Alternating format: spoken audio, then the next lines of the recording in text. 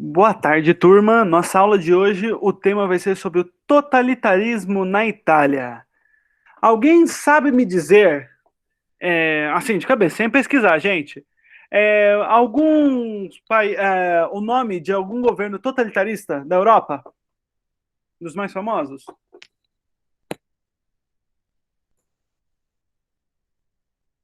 Nenhum, gente. Quando vocês escutam totalitarismo, o que vocês imaginam que seja?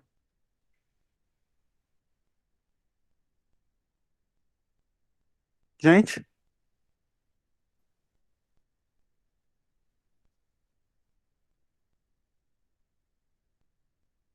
Totalitarismo, tá no nome. Eu vou botar aqui um vidinho para vocês verem se vocês conseguem ter mais alguma ideia.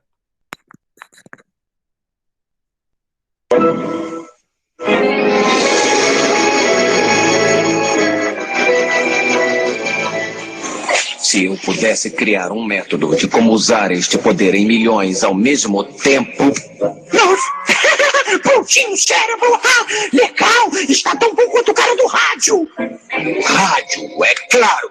Pique, você está pensando o que eu estou pensando? Eu acho que sim, cérebro, mas as roquetes, elas são garotas, não são? Pink, você não acha que já somos ratos muito estigmatizados? Nós vamos penetrar numa estação de rádio, tomando o lugar do Nébula, para que eu possa transmitir minha lavagem cerebral para milhões de ouvintes, enevoando suas mentes até que me tornem seu líder. Em breve, as emissoras de rádio estarão transmitindo minha enervoante mensagem para todos os lares do mundo. Então, meu sonho se realizará. Quer dizer que finalmente vai dançar com um balé russo? Nada disso, Pink. O outro sonho. Dominar o mundo. Ah, claro, esse sonho! Parece que já fizeram isso. Desliga essa coisa, Pink. Temos que nos preparar para amanhã à noite. O que vamos fazer amanhã à noite, cérebro? Assistir mais desse rádio com imagem? Não, Pink. A mesma coisa que fazemos todas as noites. Tentar conquistar o mundo.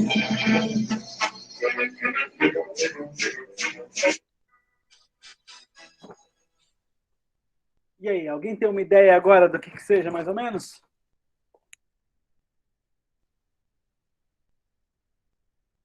Continuando, então. Aqui nós temos uma imagem dos membros do Partido Nazista na década de 1930 distribuindo rádios gratuitamente para a população alemã.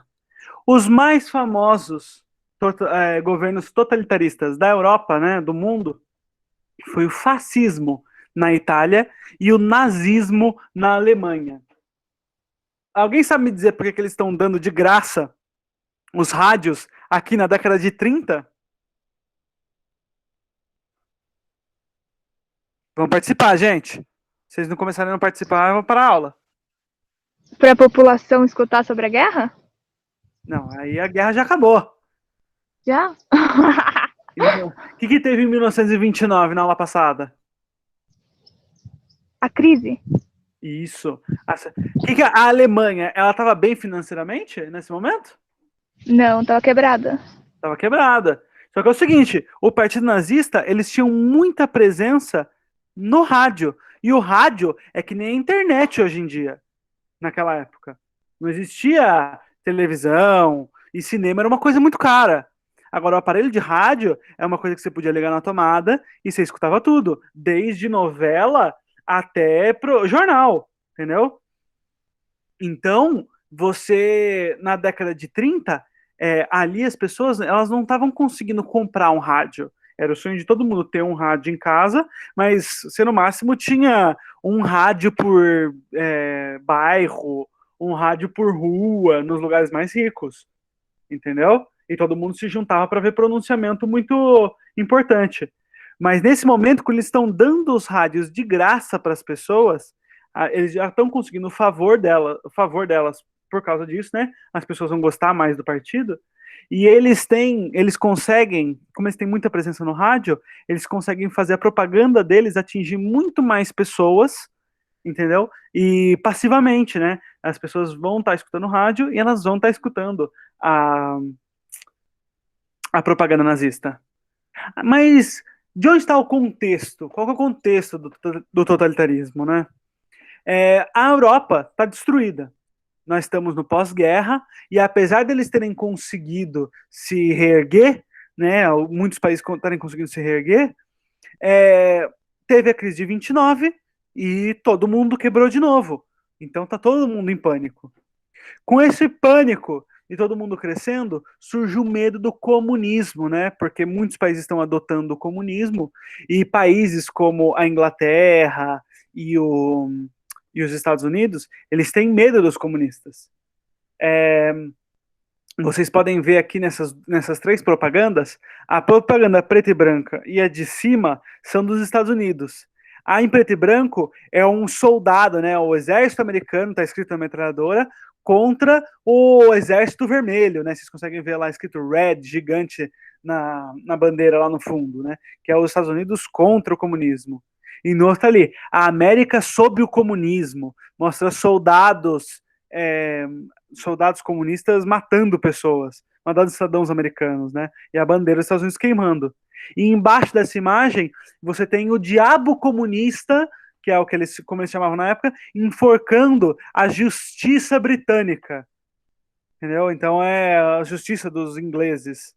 Então você tem o comunismo, as pessoas tinham medo por medo de prejudicar a riqueza da elite, e eles criaram esse cenário anticomunismo, como se o comunismo fosse uma coisa ruim. Eles começam a criar esse fantasma do comunismo, né?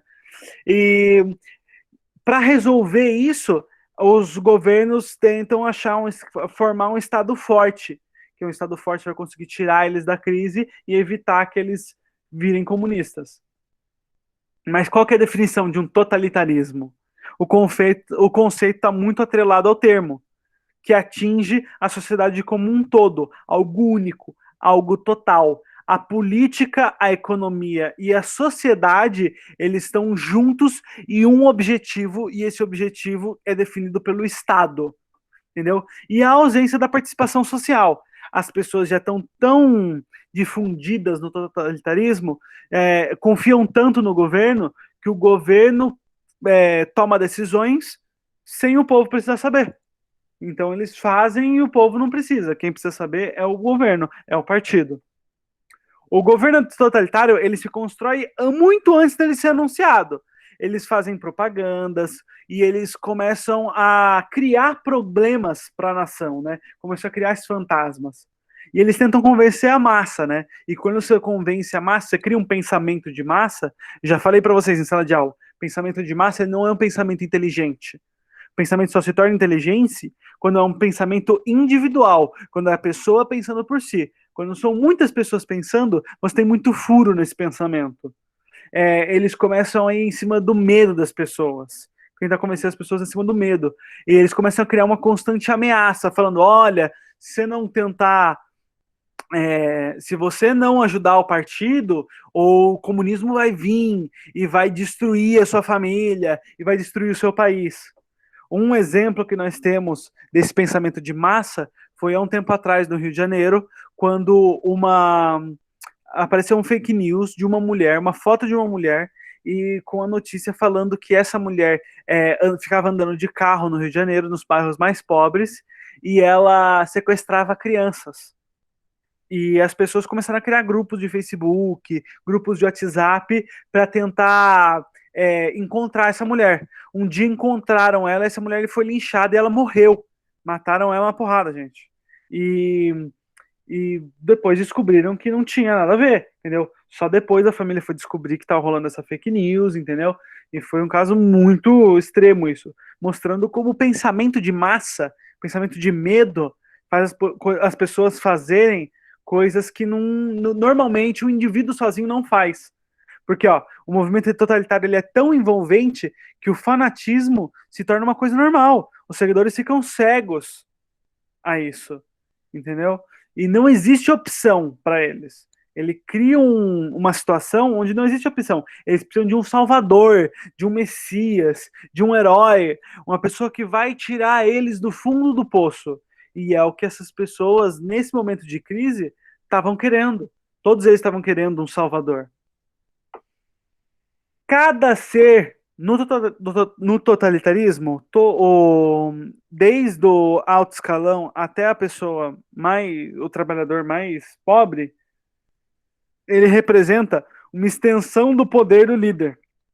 Então, no caso da Itália, que nós vamos focar hoje, né, que o líder era o Mussolini, ele que era o salvador, o Messias dele, é, as pessoas eram os braços de Mussolini, entendeu? Sempre símbolos de força. O exército de Mussolini, eles faziam parte de Mussolini, entendeu? Isso dava a ideia de que eles agiam em conjunto, eles eram um só.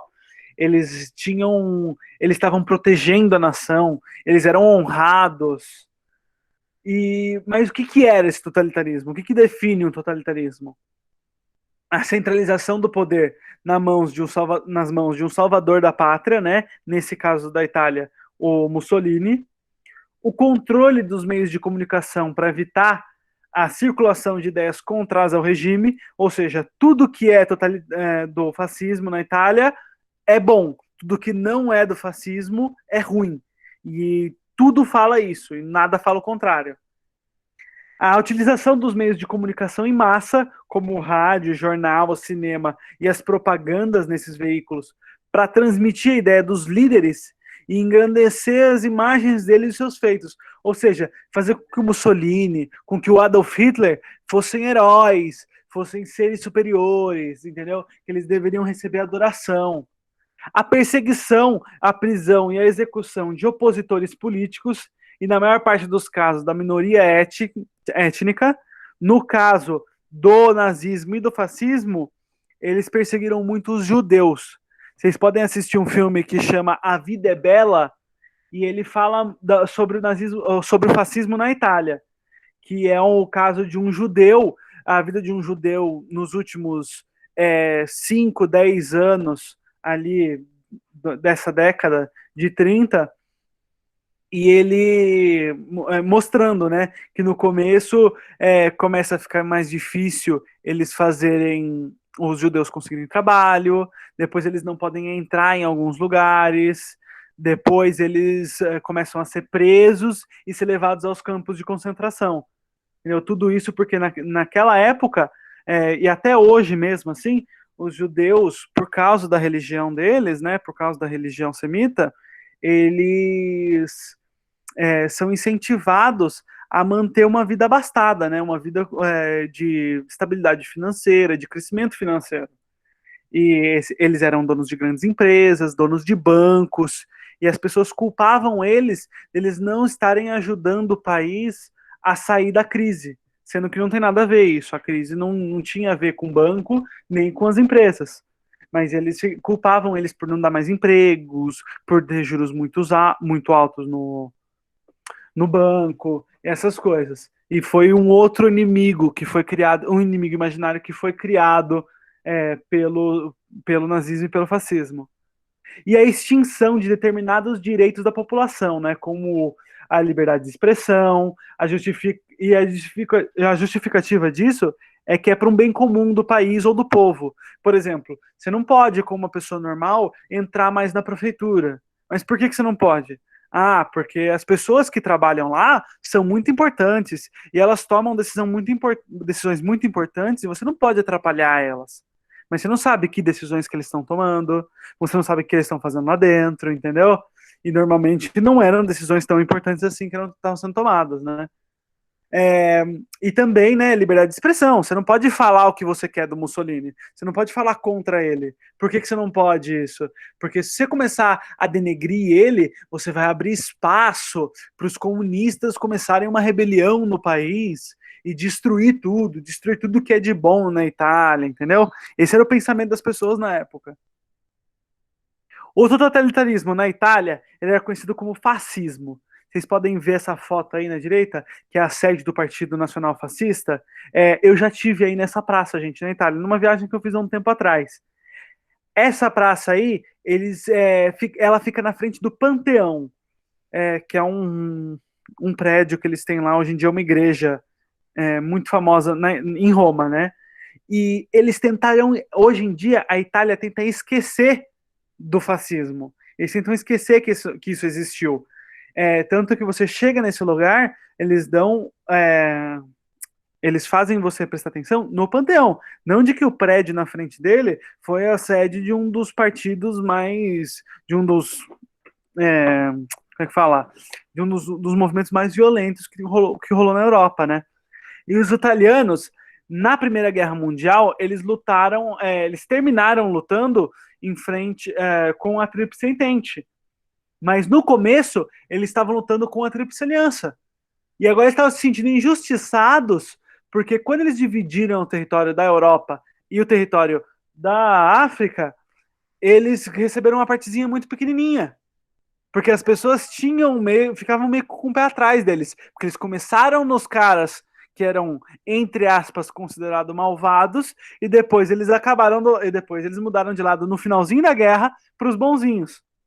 E essa crise, essa divisão, né, essa reorganização, causou uma crise, né, muito grande na Itália, com desemprego, falta de dinheiro, e isso causou protestos e manifestações, que eles tinham muito medo por causa disso, de rolar uma revolução comunista, como aconteceu na Rússia. Na Rússia, o Vítor Emanuel III tentava amenizar essa crise. O Vítor Emanuel III era o rei da Itália na época. Só que ele era absolutista. Ele não se via na necessidade de falar para as pessoas quais as medidas que ele estava tomando. Ele não devia justificativa para ninguém na cabeça dele. Então as pessoas viam a crise aumentando, mas não viam o rei fazer nada.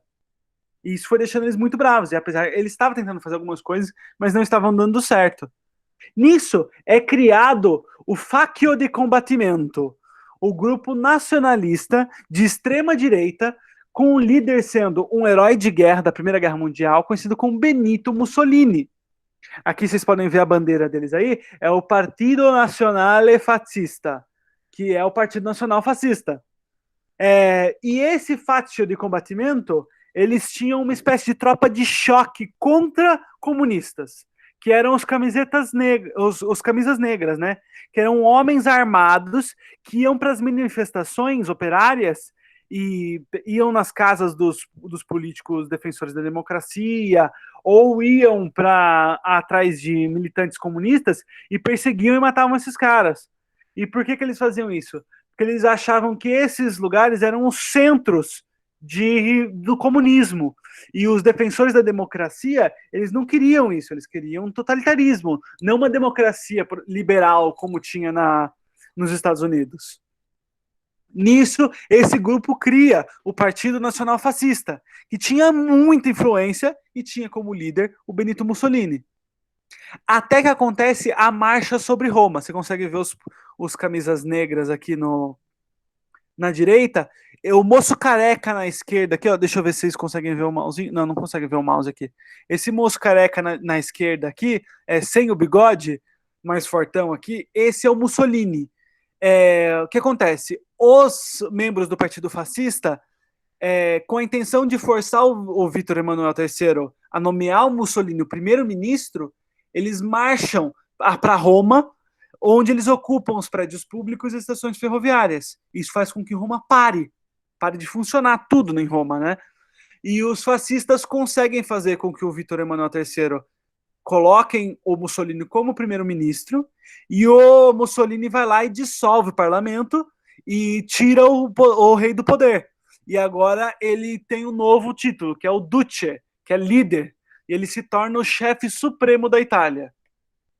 O governo do Mussolini, ele foi muito focado na propaganda dele, né? Com palavras como crer, obedecer e combater, sempre inflamando as pessoas para que elas participem do partido, porque se elas participarem do partido, elas vão estar defendendo as famílias delas do comunismo. Eu sempre com esse pensamento do fantasma comunista, esse inimigo imaginário que tinha na Europa nesse momento. E a política dele era de substituição de prefeitos e chefes locais por pessoas ligadas ao partido, para ser mais fácil de controlar. A criação de uma polícia secreta para perseguir os opositores, que iam na casa das pessoas naquela da noite e prendiam e matavam essas pessoas, entendeu? Para tentar evitar ao máximo esse comunismo. Uma forte censura nos meios de comunicação, entendeu? Tudo que era do fascismo e do Mussolini era visto como positivo, e tudo que era visto como liberal, americano ou como comunista, eles viam como uma coisa ruim. Era uma coisa que não dava certo. Eles também tinham controle sobre a educação nas escolas e nas universidades. O que isso quer dizer? Nas escolas e nas universidades era ensinado só o que o fascismo queria. Teve a proibição das greves e o fechamento dos sindicatos, porque eles achavam que esses lugares eram centros de comunistas. E o Estado começou a exercer o papel de juiz nesses conflitos de trabalhadores. Então, se o cara não recebia dinheiro, não recebia o salário dele, ou então se ele trabalhava muito acima do horário dele, o Estado que julgava isso, estava certo ou não. E eles, poucas vezes, que eles iam a favor dos operários. E eles também viram que o New Deal americano estava funcionando muito bem para acabar com a crise. Então eles começaram a realizar uma grande quantidade de obras públicas, como a construção de usinas elétricas, estradas, com o objetivo de reduzir o desemprego. E eles sempre construíam coisas gigantes. Quando você anda no centro de Roma, no centro velho de Roma, você consegue ver que os prédios são muito grandes, com portas muito grandes, é sempre prédio de 30, 40 metros de altura, pé direito de 5 metros, 6 metros, portas que chegam nesse tamanho também, entendeu? É tudo para tentar te oprimir e fazer você se sentir pequeno, sentir você fazer como se você fizesse parte daquilo. Entendeu? Até mesmo no Vaticano, isso foi muito adotado, né? Tudo muito grande, com estátuas muito grandes. Se fosse botar uma bandeira, era uma bandeira muito grande. Se fosse construir um monumento, o monumento tinha que ser muito grande. Entendeu? Estátuas de 7, 8 metros de altura. Sempre com esse objetivo. E nós tínhamos também a propaganda, né? Nós temos aqui na esquerda a fotinho do Mussolini ali, vestido de general, né? Com um exército atrás dele, que é o líder de todas as vitórias. Vença e venceremos. E na direita ali, ó, o fascismo, um estilo de vida. Ontem, hoje e amanhã, pela honra da Itália. E você vê aí que é uma mulher guerrilheira, que faz parte, que está dentro de tudo, que ela é importante, entendeu? Esse era o pensamento da época aqui, de que todo mundo tinha que lutar, apesar de eles terem um pensamento de paz. Agora eu vou colocar para vocês um vidinho do discurso do Mussolini, como funcionava, como ele discursava para as pessoas e por que isso era tão atrativo.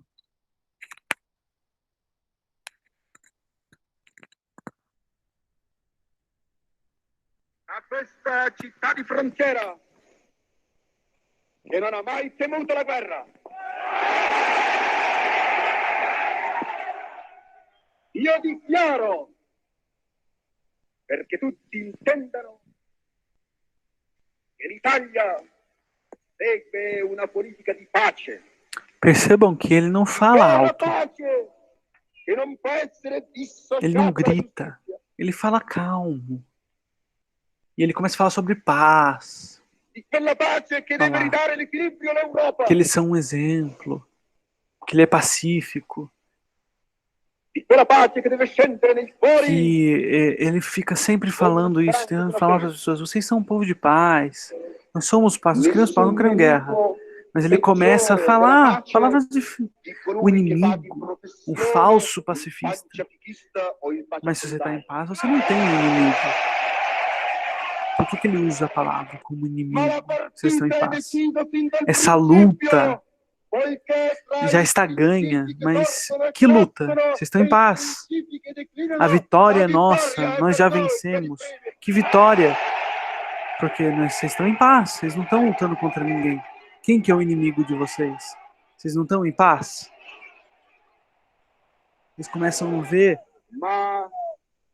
que ele não bate uma coisa com a coisa que ele está falando. Ele começa a falar do sofrimento, que ele sofre igual a você. Ele sofre, ele está junto com você, ele está sofrendo também. Quantas pessoas? Isso é numa cidade de fronteira. Olha quantas pessoas. E cosa vuol dire? Ele põe o medo nas La pessoas. casa deserta. Se vocês não ficarem comigo, a casa é deserta. A mesa é vazia, vocês vão passar fome. Eu que estou permitindo que vocês comam Camerati em casa. Torinetti. La parola è questa. Caminhar, Camminare, construir costruire e, se necessário, combater e vencer. Mas combater e vencer quem? Por que você está falando de lutar na paz? Vocês conseguem ver como o discurso dele ele é muito contraditório? Ele está falando tanto de paz, mas ele está falando tanto de brigar, tanto de guerra, tanto de luta. Na paz você não precisa lutar. E é essa a ideia. Que eles põem o medo. Vocês entendem? Você está em paz, está bem, mas o medo, eu coloco o medo em você. Se você não me apoiar, se você não continuar isso aqui que está acontecendo, você vai ter passar fome, você vai estar em luta. Mas saiba que se você continuar comigo, mesmo que essa luta aconteça, você vai ganhar. É um, é um discurso que para aquela época na Itália, para aquela época na Alemanha, que também tinha discursos parecidos, é o que as pessoas queriam ouvir. Nós vamos fazer um exercício aqui para vocês. Os regimes de exceção, o totalitarismo, que se estabeleceram durante o período de entreguerras, fundamentava-se com o quê? Eu vou dar um tempinho para vocês aqui enquanto a gente escuta uma musiquinha.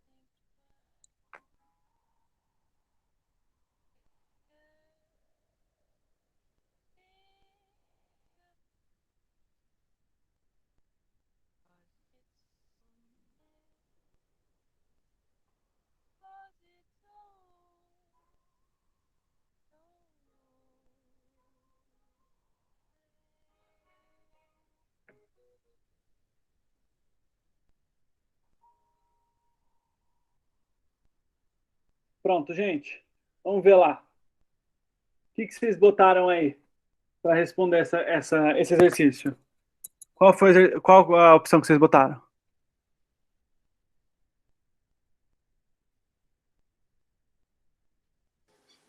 Eu coloquei C. Você colocou a C? Vamos ver. O Caio também botou a C. Alguém mais botou a C? Eu ponhei A, Você colocou a A?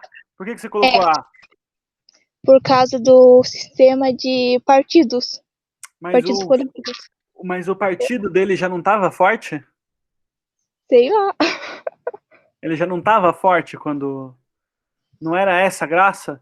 Que ele já era um sistema de partidário muito Sim. forte. Sim, Então, eu por que fiquei que- entre A e C. Daí eu fui pela A, mas tá errado, então. Não. O certo, gente, é a C. Por causa do seguinte, ó. O que eles queriam era um Estado forte. É um Estado forte e que quem manda é o Estado. Não é mais ninguém. Ele é centralizado. O Estado manda em tudo. Ele vai mandar em política, ele vai mandar em economia, ele vai mandar em sociedade. Isso é o negócio. E totalitarismo, ele sempre foi isso. Tanto o fascismo quanto o nazismo, eles vão pregar por isso, pelo Estado forte e centralizado. O fortalecimento do sistema partidário não é porque eles já, para eles chegarem nesse ponto aqui, eles já eram um sistema partidário muito forte. Eles já eram muito forte. Eles não tinham, não eram opostos à manifestação da religiosidade, porque a religião é muito importante para eles também. Vocês podem ver lá que no vídeo do Mussolini, ele fala sobre isso, sobre um povo de fé, entendeu? E também vocês podem ver na valorização dos princípios liberais. Não é isso, eles não querem ser liberais. E estabelecimentos de direitos individuais, eles também não querem. Eles querem tudo centralizado. Eles querem isso aqui o menos possível. E essa aqui foi a aula da semana, gente. Na semana que vem,